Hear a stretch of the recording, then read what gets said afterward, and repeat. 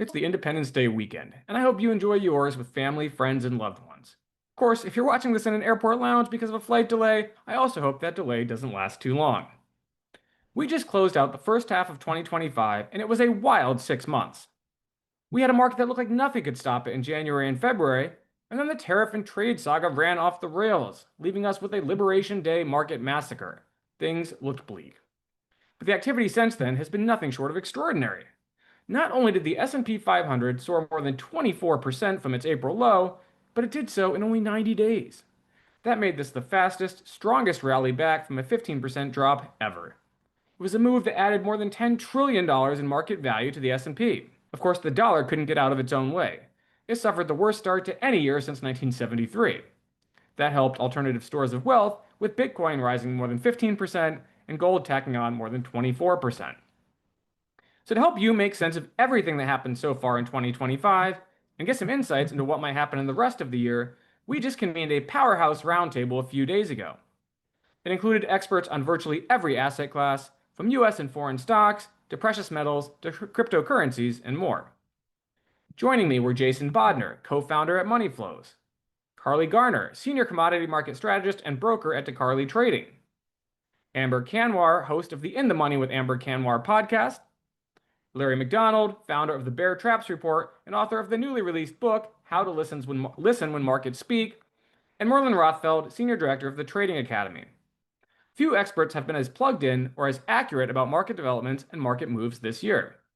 Money flows essentially called the bottom back in April for one, while Larry's observations on hard assets and precious metals have been dead on this year. Now I encourage you to listen in on our conversation, and please take all the notes you can, because I'm convinced if you do, your portfolio will thank you. Carley Garner is the one that I told you we'll go to first in just a minute. She is senior commodity market strategist and broker at Carley Trading. Carley has years and years of experience watching, actively trading the commodities markets, everything from softs to energy to precious metals and more. So she's going to give you her insights on what she's seeing in that part of the market. Carley, let's start there. I mean, obviously, there's been so much going on in the commodities market all year long, and especially in the last week with all the war premium getting built into the energy markets and then coming right back out. And of course, we saw that in gold too. So what are you seeing in that part of the market? What are your thoughts on the action we've seen? And kind of where do you think things are going from here?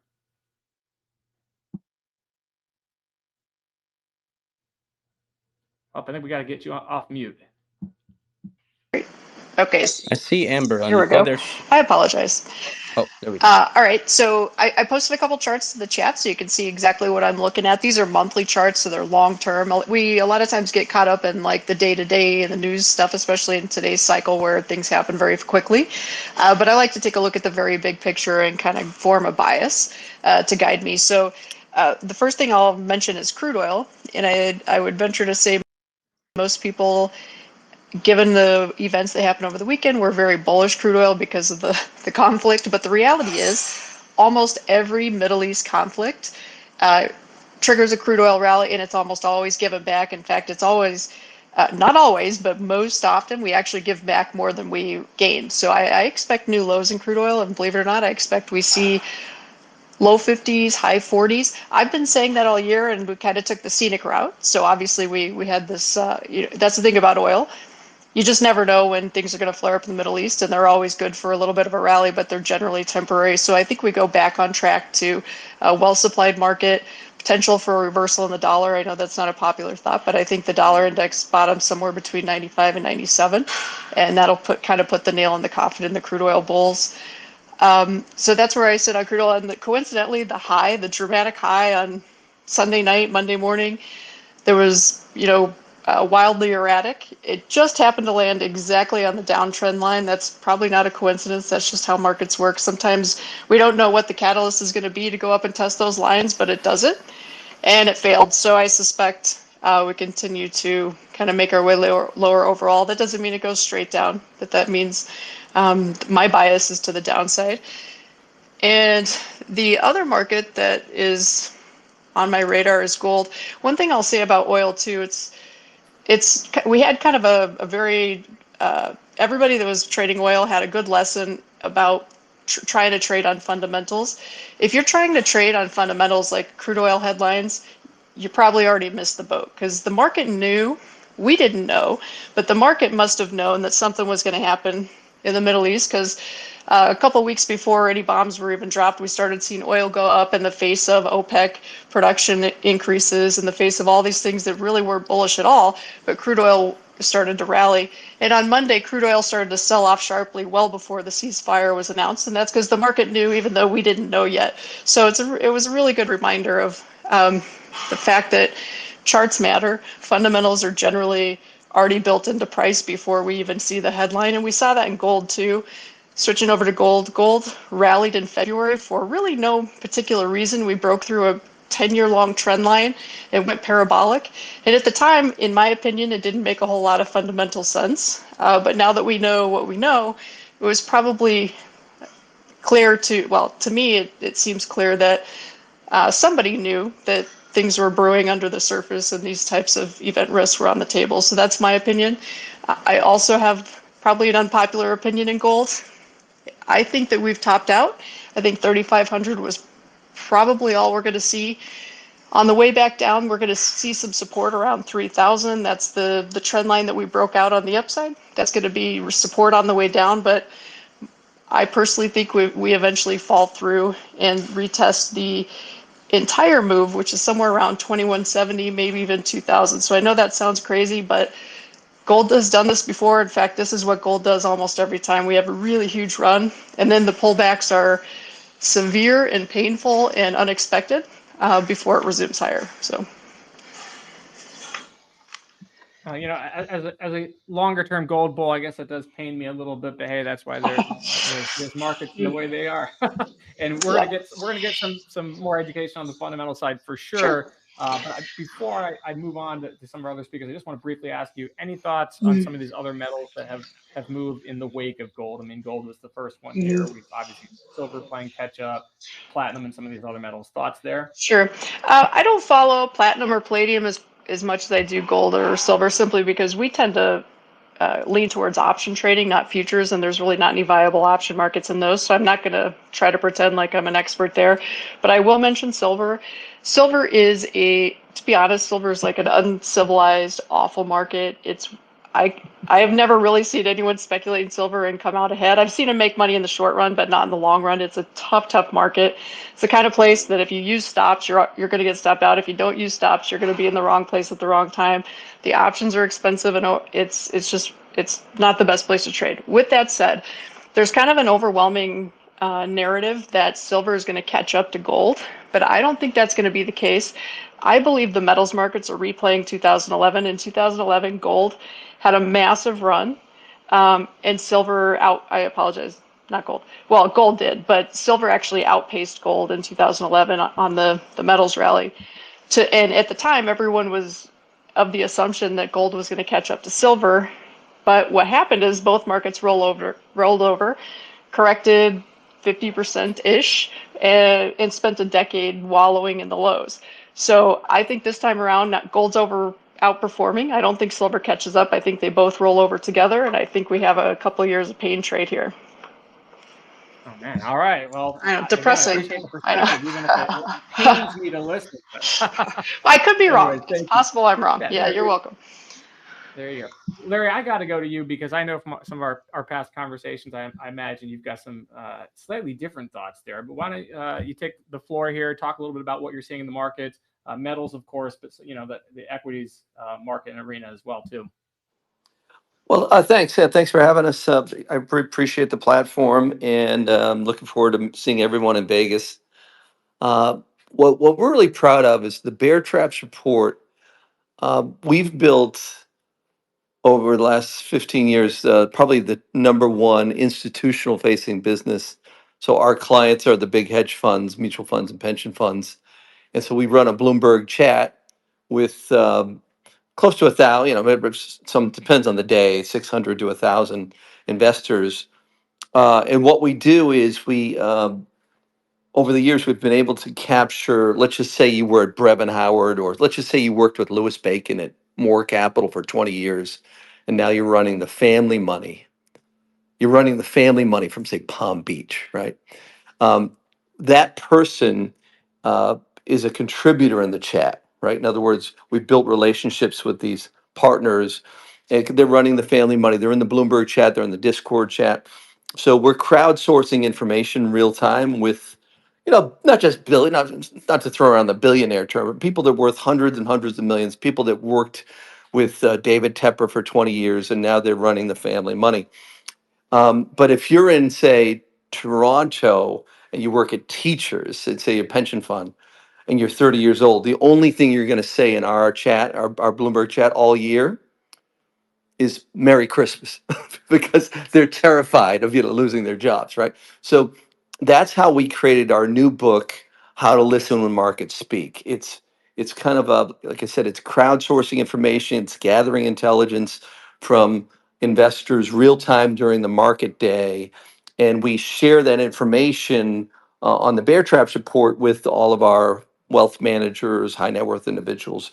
We're just democratizing information. And the biggest takeaway that I get from people, because what we see in the chat and monitoring, and this is through our ideas dinners, and this is where it matters to you guys. We track like the birth of a narrative, right? So let's think of a narrative. Let's think of Ray Dalio. Let's think of Jeff Gundlach. The bond bearish thesis around this Liz Truss moment for the fourth quarter, right? So you have a huge issuance problem. We calculate this is well known. It's 1.5 trillion of issuance because we're at the debt ceiling, right?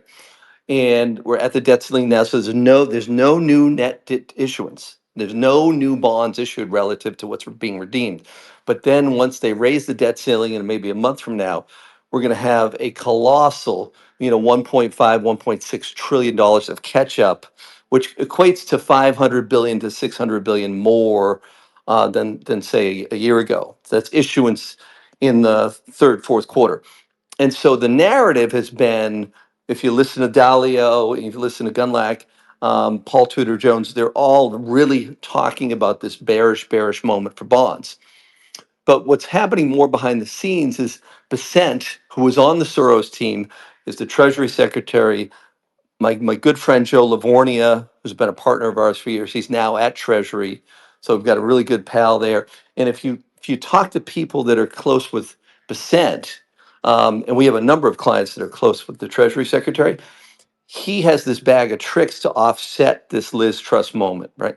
And what it comes down to is the SLR and all these things that you're starting to hear about, stable coins. And at the end of the day, why this matters for you is because it's a big theme in our book. This gets down to what we call financial repression, where they're using kind of artificial means, forcing the banks to own more treasuries, forcing, say, trading partners to own more treasuries. We have this colossal 1.5 trillion of issuance in 90 days, maybe a little bit more, 120 days later this year. The Besant was on the Soros team. He's an incredible, macro savant. So he knows this problem, this well-known narrative that's out there. We saw this in the chat over the last year. It's very well known. But what we've seen over the last month is this narrative around Besant's bag of tricks. That's why bonds have been rallying in the face of kind of some, supposedly the economy is in a strong, we're all-time highs in equities. People are really excited about the Trump economy, but bonds are rallying. It's because of this kind of these tools have been leaked over and over again over the last 3-4 weeks. And all that means to us right now, hard assets have this tailwind that they didn't have in 2011. You've got real financial repression now, right? You've got the Treasury and the Fed are going to try to hold interest rates below the rate of inflation because you have a $37 trillion debt hole you got to get out of. And so that's why we're seeing this gold move broaden out into platinum, into platinum, into silver. It's broadening. And if you just look at the last year or year to date, even the copper names are destroying the Nasdaq. There's absolute destruction in the copper names. So this is a trade that's broadening out. It has a lot to do with what the Treasury is up to, and it has a lot to do with this showdown that's coming in the next 60 days around this debt ceiling. And when they raise that debt ceiling, that's when a lot of the fun starts. Appreciate it, Larry. Just, you shared a lot on what it kind of means for fixed income as well as hard asset markets. Just any quick thoughts from equities? I mean, how is that part of the market going to handle this news, and how do you sort of see things playing out in the second half of this year? Well, just for equity. So one thing we're hearing in the chat from the institutions that are around equities is a couple of interesting themes the last 4 or 5 days. One is the lithium names like ALB, big bullish MACD cross on the weekly, bullish MACD cross on the monthly. We're talking about, it looks a lot like IMPUY or Sibanye Stillwater, SBSW. If you look at IMPUY charts from say a month or 2 months ago, or Sibanye, these were bombed out villages. I mean, absolute destruction. And that's what your previous host was talking about. He was talking about like seller exhaustion, massive consolidation, like 1,000 failed bull market, 1,000 failed breakouts. We saw this in 2020, 21 with uranium. We were featured in Barron's in 2020, 21, 4 or 5 times around our uranium call and Cameco. And this has been a big call of ours, is this uranium Cameco trade. We see the same developing mark. We've seen this in platinum and palladium. That's been our call the last like 2, 3 months with trade alerts out to clients. Anybody that wants to be on our trade alerts, Tatiana at the beartrapsreport.com, Tatiana at the beartrapsreport.com. But now we're seeing this with lithium. So if you look at a lot of the lithium names, you're seeing a very bullish setup where this is a sector that's been out of favor, massively oversupplied, and you could very well see if this broadens out in the commodity space, the lithium equities, ALB is a perfect candidate. That's one that we're seeing really. I'm seeing some new money move into that. On the cannabis side today, we talked to our people on the Hill. There wasn't much positive momentum there, like in terms of what we call rescheduling or the SAFE Act, like any type of legislative move or move from the White House. But you had Glass House was up 16% today. You've got a big move in some of these cannabis equities, and it looks, in the conversation in the chat it was short covering, but why today? So that's something that people are paying a lot of attention to. And the last one was like FedEx. On the transport side, FedEx is down 10% since 2018. The S&P is up about 110, 120%. So you get the FedEx is underperforming the S&P since 2010, 18 by got like almost 120, 130%. Washed out, high capitulation and score in our model. So we're picking up like a category 5, like massive capitulation buy in FedEx. A lot of bad news is priced in, bad news today on the earnings call. But that's one where, we were seeing some clients actually selling upside calls, way out of the money upside calls in the S&P and funding that to buy FedEx. And that's an interesting trade. If you look at the chart, you're talking about, almost 2 to 3 standard deviations underperformance FedEx versus the S&P. I appreciate that, Larry. Thank you. Some contrarian ideas there. Some ideas have been working. So great intelligence, and especially on the bond side. It's going to be interesting to see what happens later this summer. I wanted to rotate and give Jason a chance to jump in here.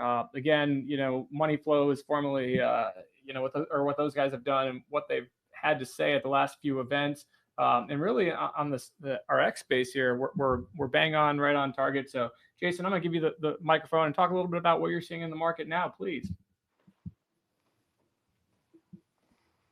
Great. Sorry, I just had to find that mute button. Can you all hear me? Hopefully.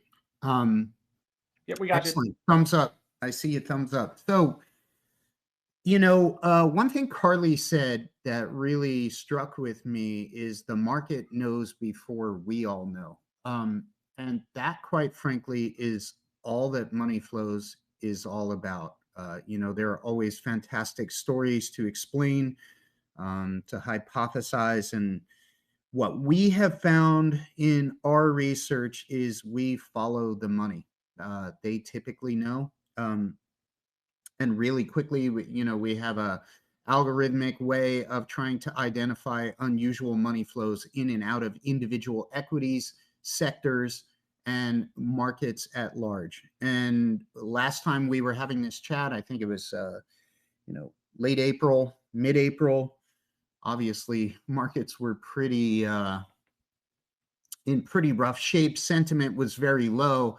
And we were out saying this is a time to put risk onto equities. We foresee a big bullish rally. Forward returns after times like these are typically very strong. And we have been, as you said, Mike, spot on about that. And I'm going to try and post some charts in here to show you that. But we've seen a lot of similarities from the COVID crash to now. And we're going to put one chart in here. Let me just refresh my thing here.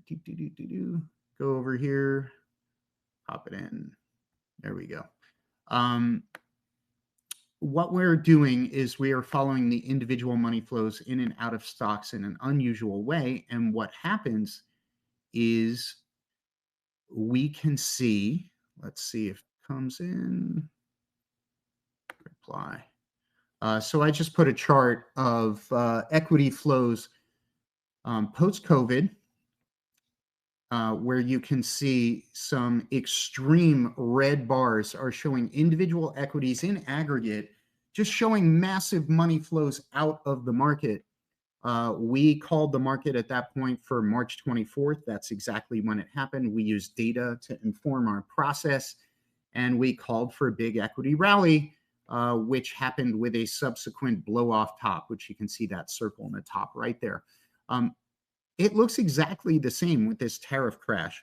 We saw a huge selling leading up, a little sort of relief rally. People got a little bit optimistic, and then, the tariff announcements in the Rose Garden, everybody threw the baby out with the bathwater. We had a lot of data pointing to that this was a massive deleveraging in the market. Margin debt balances were at all-time highs in January. I think it was $937 billion. And the level of forced selling that we saw in equities was a pure capitulation signal for us. A month or two later, we were vindicated by that thesis with margin debt balances coming out by FINRA dropping substantially. But our indicators indicated to us it was the time to put on risk. So we came out with several different research aspects saying, hey, positive returns are happening, up to 100% of the time. And we got a 20% rally in the S&P in 41 trading days. I'm gonna put another graphic in here if I can. See how I do this. Sorry, I'm sort of fumbling with the tech here. And this is the type of stuff that we were finding. We went back since 1990 in the chat. Hopefully it comes through right now. Since 1990, I think there were 22 previous times where the S&P rallied 20% within 41 trading days. And we might think, oh, that's it. It's time to get bearish. It's time for a reversion. This can't be sustainable. Our data indicates that no, as a matter of fact, markets are higher 3 months, 6 months, 12 months, and 24 months, 100% of the time since 1990 in the 23 previous instances. Now, obviously, you can look at those instances, 1998, 2009, 2020. These are extreme pressure points for the market. So it's almost intuitive that you would have a carry-through effect. But it's counterintuitive to think after 20%, we're going to still go higher. So we have tons of studies like these that we've been putting out. We also have studies for the NASDAQ 100 when it has rallied 29% in 52 sessions. It's the same type of profile. You're going to see massive 3-month, 6-month, 12-month returns. Even 1-month returns are positive after that big rally. So the beauty of following these money flows is you're letting these institutional traders, the biggest accounts on planet Earth, tell you what the market is doing in the face of negative headlines. For example, a couple of weeks ago, the Middle East conflict was really intensifying leading up to last week. Israel strikes on Iran. We had a graphic out that the Middle East conflicts, historically speaking, were actually very positive for forward returns for equities. And obviously we're seeing that now. The ceasefire's on, markets are up. The ceasefire's off, markets are up. Ceasefire's back on, markets are up. What we're seeing is money is flowing into equities, and they're flowing into growth areas specifically. So we're seeing huge money flows into tech, into discretionary, and into industrial stocks as well. And what excites us about that is, historically speaking, these are the long-term engines for a bull market. So obviously we've been in a big bull run since the market low, April 8th, but we see it to continue. I'm going to try and post one more graphic. We can show you down to the exact stocks. We rank over 5,000 stocks per day. And we find the highest ranked stocks to see these unusual money flows in. And we can show you these specific software stocks, industrial stocks. So we're seeing money flows into names like Paycom Software, Rambus, Intuit, Microsoft, obviously on the large cap side, Zscaler, some of these smaller cap names. And that's another point, is the money's not just flowing into large cap tech, it's flowing into small and mid caps. So over 80% of our inflow signals since May 12th, when President Trump announced his stay on the tariffs, have been into small and mid cap stocks. So we're defining those small up to 5 billion and mid cap, say up to 50 billion. They're all collecting these inflow signals, and these are high growth names with growing sales, growing earnings. So we can pinpoint not just where the money flows are moving into the market, into which sector, into which subsector, and into which individual stocks that are the sort of the highest quality stocks collecting inflows. So our data right now shows that's going to continue. Tech, discretionary, and industrials are leading this rally higher, and our data indicates that's going to continue for a while. Seasonally speaking, the last point I will make, October through December are historically the strongest periods of the market. That's the strongest quarter since 1990, our data indicates. January through April is the second strongest. And then, May, June, and July, surprisingly, they say sell in May and go away. Obviously, that didn't work this June. Strong June, we expect a strong July, maybe a flat to bumpy August, a volatile September. First 2 weeks of October are historically sloppy, but the second 2 weeks more than make up for it for a big run into the end of the year. That's what we anticipate. And then you start layering the stories, interest rate cuts, tax bills coming, CPI falling. All these things are support cases for what the market is already telling you with money flows. Thank you, Jason. I really appreciate that. I feel like I just want to get out of here and hop on my bull and charge into the sunset. That's some great material. But you know what? The money flows are telling you what they're telling you. Obviously, the capitulation was severe. Some of the days that we saw coming out of that Liberation Day swoon and then what followed was clearly the kind of volatility that I think you're right. I think we haven't seen really since some of these other major market turning points, COVID and so on. So thank you for that. Merlin, I appreciate you being patient. I definitely want to get to the crypto side of this discussion in a minute, but I do want to get Amber on stage next, and she's going to talk a little bit about what's going on in the markets, what she's seeing in terms of equities and so on. Again, Amber is the host of the In the Money with Amber Kanwar podcast. Congrats on what you're doing there, and the floor is yours. Oh, thanks so much, Mike. Everyone can hear me, I assume. We got you. Great. I'll just put the website and the podcast in the chat if anybody wants to check it out. I am a financial journalist. I've been doing this for 15 years, and I just struck out to start my own podcast where I just get to sit with professional money managers twice a week, and all we do is talk about the markets, what they're buying, what they're selling, and we do everything. We'll do REITs, we'll do distressed, we'll do plain vanilla dividend investing. And so I really get to sample from all these different worlds and really kind of collect the vibes, as it were. And I'm somebody who's starting to form a belief that, there are arguments for both sides. There are always going to be reasons not to invest, and there are going to be reasons to invest. And I think what it comes down to is like which camp is winning out. It's not like the bears are wrong. There's a ton of stuff to be worried about. You carry out what happens with Iran and Israel to its worst case conclusion. And yeah, you're looking at $120 oil. So you can really like freak yourself out, or you can freak yourself out the other way. If you listen to Carley, who says, oil's plunging down to $50 per barrel. If that's the case, sell the Canadian markets because that's a big part of our index. If gold is falling, that's a big part of our index. So it's really just about who's winning out. And right now, clearly, the bulls are in control. There's nothing that you can toss at them that's going to make them shake their confidence. And where I think you can find the insight is like understanding why that is. Why are things so robust? Why are people willing to look through tariffs and all of that?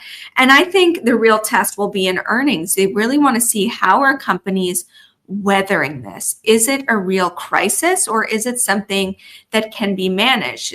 As was just pointed out by Larry, like FedEx clearly is having a tough time managing this. But then there are, on the other hand, industrials are the best performing sector on the S&P 500 recently. So clearly there are areas of the market where you can find the strength that are kind of pro-cyclical, that are not the defensive areas of the market to hang out. So the bulls are kind of firmly in control here. And I think that's kind of an interesting setup. Everybody talks about the S&P 500, it's lagging.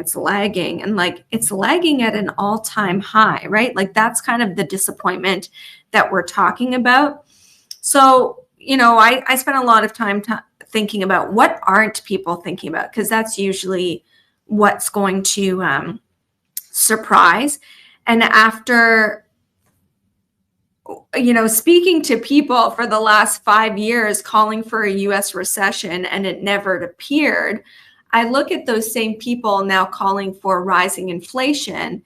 And I wonder if that's kind of the next Sasquatch, the next thing that everybody's going to be hunting for. Because at the end of the day, I think that's why everybody is nervous about the market rally. It's like, well, how can we have tariffs, which I think are inflationary, and the market rallying? That just doesn't make sense. And I think that's why people are uncomfortable.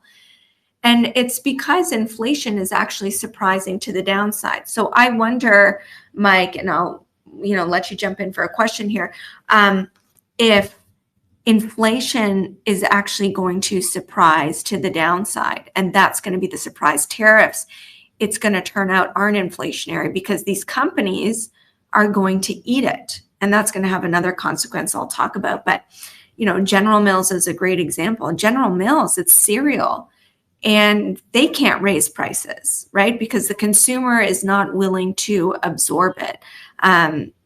This is not like coming out of the pandemic where the vibes were high and everybody was just flush and willing to go out and spend. There's exhaustion there. So there's only so much that a consumer-facing company can push these prices through. Having said that, if inflation isn't going to be the risk, I wonder if the risk is going to be margins. And, for the second quarter, margins are expected to be around 12%, which is slightly below what they were the previous quarter. And again, earnings season is going to come through and tell us what this looks like and what companies are going to do. But there might be a limit to how much they can cut costs. There's only 2 sectors on the S&P 500, according to FactSet, that are going to be reporting an increase in their margins. And so I don't know how that's going to play out. Lower than expected inflation, maybe that's bullish, but I wonder if that margin story is going to be what undoes things for the rally, but certainly not anything else, Mike. Well, it's funny you bring up inflation. I mean, here we are, you're starting to see the Fed's been trying to sit on its hands in the US for a long while, actually, by Fed standards. And now you can sort of see that plan cracking around the edge. You've had a couple of Fed speakers that come out and even hinted at maybe they're willing to cut in July, whether some of that's political or whether it's economic, who knows? But I think that, well, even Mike, even Jerome Powell admitted he would be cutting right now if it weren't for tariff uncertainty. So it's almost like he's holding it as an insurance policy himself, waiting to see if we're going to see inflation. Because as I said, inflation is surprising to the downside, right? Like, I think even regardless of your political views, you could very easily see a case for a July cut. But it's that insurance policy that he's holding on to. yeah, I think you're right. I mean, again, you look at the rate futures market, the percentage chance has been creeping up to levels that certainly aren't signaling absolutely, but definitely not the almost 0% chance we had a few weeks back. So it's heading in that direction. Absolutely. And I think what we've also seen as, the things shift towards more comfort in the US, US markets are starting to outperform, so far in July. The European markets are actually down. They're outperform. This is for the month of June. Sorry, skipped ahead there. But, for the month of June, the US markets are one of the lone markets that are doing, the best. And when you lump them in with like North America and Europe. So, I think there were a lot of obituaries about US exceptionalism in the first quarter. Brian Belsky at BMO, actually, I did an interview with him, so I encourage you to check that out on the podcast, but he just reinstated his price target for the S&P 500, calling for a 10% gain. But one of the things he advocates for is like facts over your own personal conviction. And he was big on the podcast saying, people let their own political views decide what's going to happen. If you're just apolitical, the US exceptionalism is not dead. And one of the things he said was, list me the 10 best companies in the US and stack them against the 10 best companies in Europe. And, 10 out of 10 times, he said, the US companies are better companies. They're better run, better growth prospects. And so that's where he kind of doubled down on US exceptionalism. Well, thank you, Amber. I really do appreciate that. Again, I'm definitely want to give Merlin his chance on the floor now because he's been patiently waiting to talk about crypto, which is a topic a lot of people, on this space are probably curious about. Merlin, I wonder if you briefly just talk a little bit about your background and what it is you see in that part of the market. I mean, kind of what are the opportunities? What are the risks? What are your thoughts on how Bitcoin and other cryptos have behaved in the last few weeks here with all this broader market turmoil we've seen?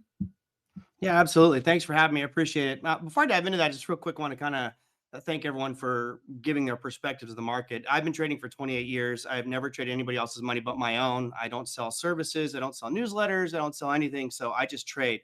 And I think that everybody's perspectives here is very interesting. It actually reflects why the markets operate the way that they do. Several of your guests, I actually completely disagree with some of the perspectives of where one asset class may be headed, other things I totally agree with. And that's what makes trading, right? At the end of the day, it's how do we implement a plan, strategy, and approach to our belief in where oil's going or FedEx or whatever. So this is why trading is the most appealing profession in the world to me that I think will be unaffected by AI and any sort of technology. That said, since you got me here for crypto, which unfortunately pigeonholes me because I trade futures, options, Forex, you name it. I trade pretty much everything. Cryptocurrency for me is kind of a sweet passion project, if you will, because I believe that the entire financial system is upgrading. It's old, it's antiquated, it's out of date, it's inefficient. And if you go back to my heyday where I was a day trader back in the late 90s, I averaged about 550 trades per day.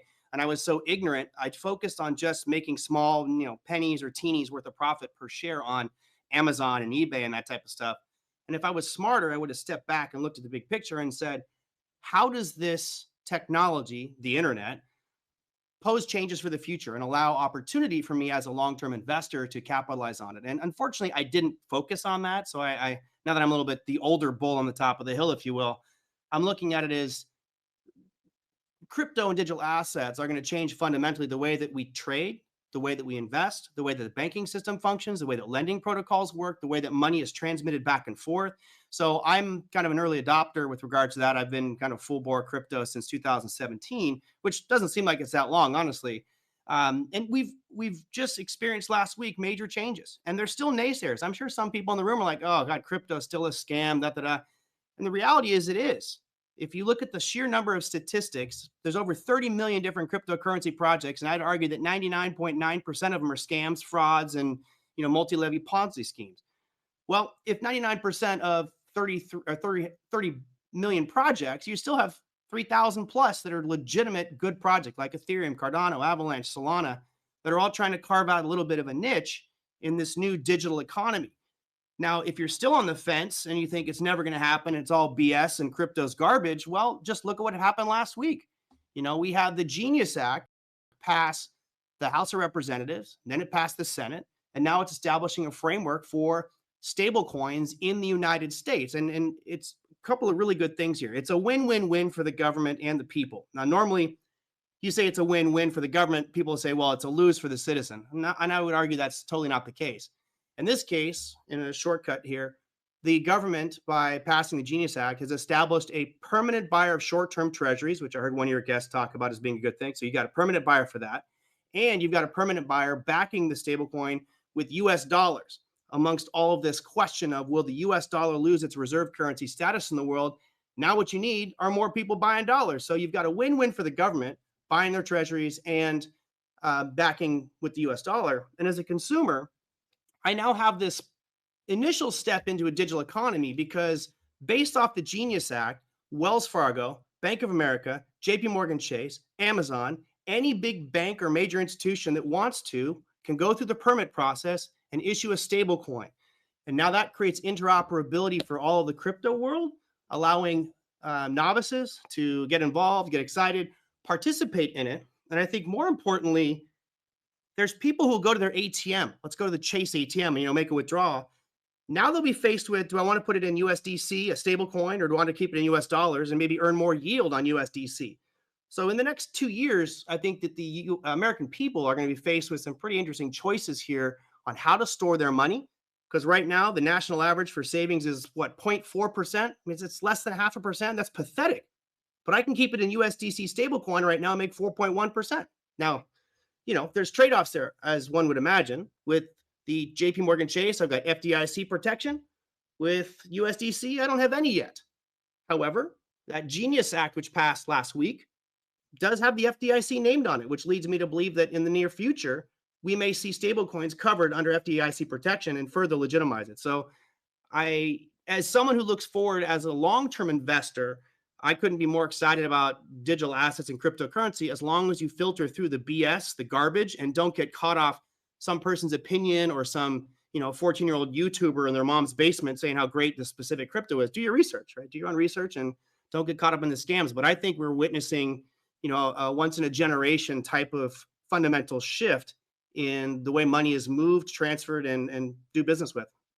Merlin, I appreciate the perspective because I've heard a few. I mean, I'm not a crypto specialist. I'm kind of a generalist, but I certainly follow what's going on in that space from a mainstream perspective. And I know what you're talking about there is getting a little more buzz. It's getting a little more notice. And I think it definitely does sort of change the game a little bit there as far as acceptance and as far as where things go under this new regulatory approach to the sector, right? Yep. And it's not just, so if you look at it stepping stones, those of you who are veterans and senior, in this market, you realize that the market has a lot of inefficiencies. And typically what you get are institutions that have the technology can exploit those inefficiencies. If we upgrade the systems, there will certainly be inefficiencies down the road, but by implementing a new system, we can fix the problems from the past. And I think that that's where digital assets comes in. And this stablecoin piece, while it's monumental in my opinion, because it allows the legitimacy of cryptocurrency and digital assets, that's just the foundational piece, right? Right after the Genius Act, the new one going through the House and the Senate here soon will be the Clarity Act, which now says what's a security, what's not a security. And if your viewers and listeners are like me, you should be pissed off at the SEC. I mean, I'm sorry for cursing, but I can't say it more emphatically. You've got Gary Gensler running the SEC for 4 years with 5,000 employees, and you still couldn't tell me what the definition of a security is? My goodness, it's in the freaking title. Security and Exchange Commission. Fire them all. So the Clarity Act will be like, hey, here is how cryptos are going to function. Here's what's a security. No ambiguity, no misconception. And once we have that, I think anybody who's a naysayer in crypto or not invested in specific projects is going to be left in the dust. We are just at the beginning of a huge run.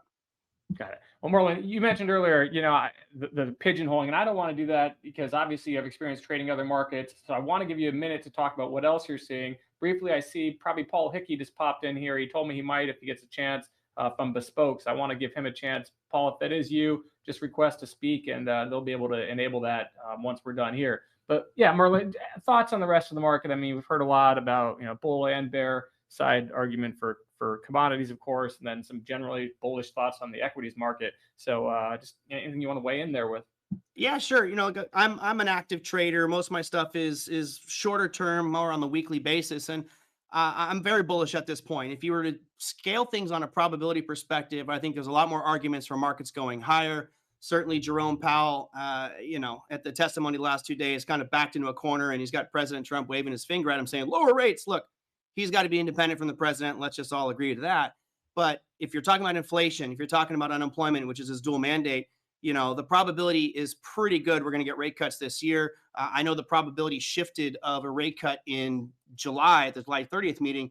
That bumped up pretty good. But really for the end of the year, the markets are pricing in a 41% chance of 3 rate cuts by the end of the year. I myself am in the 1 to 2 camp. But given where we're at, all-time highs, I do think that the probability is higher for these markets going up. So, for me, it's about finding the right strong trending securities and buy into those. I saw some guests mention some stocks today that were, just absolutely slaughtered to the downside. And that's the antithesis of what I'm trying to do. I don't try to buy a weak, beaten down company hoping it comes back. I'm buying the racehorse who's leading the race. And my profit margins may not be as large if I, pick the bottom. But, you look at some of these NVIDIA, Microsoft, certainly the Magnificent Seven being the bellwethers here, just dragging things higher. I can't help but to think that we're going higher in the intermediate term. And as you know, anything can change. I don't believe in the ceasefire. I don't believe that's going to happen, which is why I'm selling puts on oil, and I'm looking to buy oil at lower prices. I don't believe we'll ever get to 40 because that's cheaper than the extraction cost to pull oil out of the ground. They'll just stop producing. So I'm bullish. I love it. I love trading, as you can tell. Hopefully my passion didn't get a little too over the top here. I apologize, but appreciate the time today. No, please. I like excitement. Excitement's a good thing. So not at all. Appreciate that, Merlin. In the time we have left, again, Paul, if you're in the Bespoke account and you do request with the little microphone icon, then they can get you up on stage. If you have a chance, that'd be great. Jason, while I wait to see if he does join us, I just want to go back to you. You talked earlier, I think it was discretionary tech were a couple sectors that you mentioned looking good in terms of money flows and so on. And you mentioned some names. Any other thoughts, anything else that I guess, what would be and you also talked about, I guess, the potential for sort of a blow off move. I'm kind of curious what you're looking for to see when we've gone too far, anything in the flows data that even gives you the littlest bit of concern here or not really? Yeah, thanks for the question. I hope I posted the replies, the charts in the reply chat. I don't know if they actually went in, but let me answer the second question first. In regards to a blow off top, I think it's important to qualify that when it invariably comes, it doesn't mean a death spiral for the market. It just means probably, a healthy pullback or sideways action for a little while people gather their breath to plow more capital into what I think is going to be a secular longer-term bull market. What we would look for in that is let me put it to you this way. We have an average signals, usually about 65 inflow signals per day, and call it 35 outflow signals per day. That's our history going back at least 20 years. If we come in one day and we see 435 inflows, 0 outflows, that would signal a blow off top to me. That means everybody is euphoric. You could call it exuberance. Whether or not it's irrational is another question, but that would signal sort of like, okay, this level of buying is unsustainable. It would usually be coupled with our, most popular indicator, the big money index, is overbought.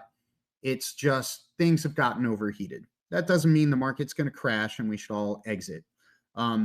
So we haven't seen that yet. What we've seen is a healthy level of buying with basically a complete absence of outflows. And when I say healthy level of buying, I mean inflows. So, and again, just to rehash what I was saying, it matters where the money's moving. It's not moving into utility stocks or staple stocks. In fact, it's moving out of those stocks and rotating into, higher quality tech, high margin tech like software, discretionary names. I'm seeing a lot of travel names on there, Royal Caribbean Cruise Lines. We're seeing other discretionary names like a lot of hospitality. DoorDash is a big one, Cheesecake Factory. So it's signifying that consumers are spending and investors think they're gonna keep right on spending. Again, these are very bullish things at a fundamental level for the market to continue, but we're just letting the money flows tell us this is where they're positioning for. And I don't think they're positioning for like a 1-month trade or a 2-week trade. This is longer term. Thanks, Jason. I appreciate that. I did hear, guys from Wolf, just FYI, I did hear that Paul said he was trying to request up and get a speaker authorization. So I'm not sure if you saw that come through. If possible, maybe you can let him in there. Just so you know, I'm also, just in case anybody's watching this. Oh, there we go. Perfect. Paul, we got you there? Yeah. Hey, how's everyone doing? Oh, awesome. There you are. Glad it worked out. Cool. Yeah. Well, we got only a few minutes left, and I appreciate you jumping in. So if you are able to basically just summarize sort of what it is that you're seeing in this market. Obviously, I'm going to drop in the podcast episode that we did a few weeks, actually, guess about a month and a half now back, where you made a great bullish call. So I figured I just want to get a follow up here while we can. Yeah. No, I mean, I think if the last several months have taught us anything about an overall investment strategy to take, it's the importance of sticking to a strategy, staying invested, and leaving politics out of your investment strategy. You just see the sentiment numbers towards the economy and the stock market are so divided between Republicans and Democrats. It's not just a Trump thing. It's when you had, Biden in office, it was just the same situation, only the reverse, although right now it's more extreme than it has been in the past. So, politics and investing don't mix at all. And, I think we've had a big rally off the April lows. It's, one of the few times the market has rallied over 20% in a 2-month period. The temptation is to say, oh, well, we've rallied so much that it's going to be, we're due for a pullback. But historically, when you've seen these types of moves, there's been almost a dozen of them since the end of World War II. We were closer to the beginning of the rally than the end of the rally. And over the next year, you tended to see further gains going forward. And I think one of the catalysts is that we were just talking about earlier is the Fed. If we don't see these inflation numbers or they start to tick up due to tariffs coming in the June reports on CPI, PPI, and PCE, it's going to be really hard for the Fed to say again that inflation's coming, down the road. It reminds me of, the sign you see at a bar that says free beer tomorrow. Tomorrow never comes. And it's starting to look like that a little bit with the inflation that tariffs are supposedly going to unleash on the economy.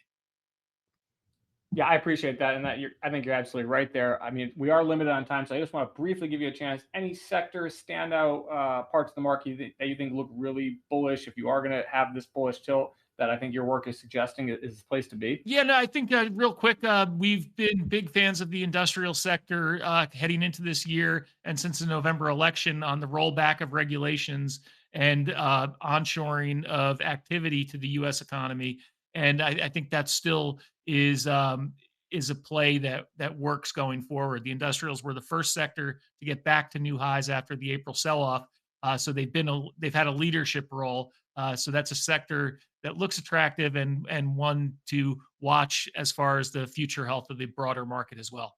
Thank you again for tuning in on this hopefully fascinating, informative, and highly valuable conversation with our experts about what's happening in the markets, what's going to happen in the next several months, and what you can do to position for it.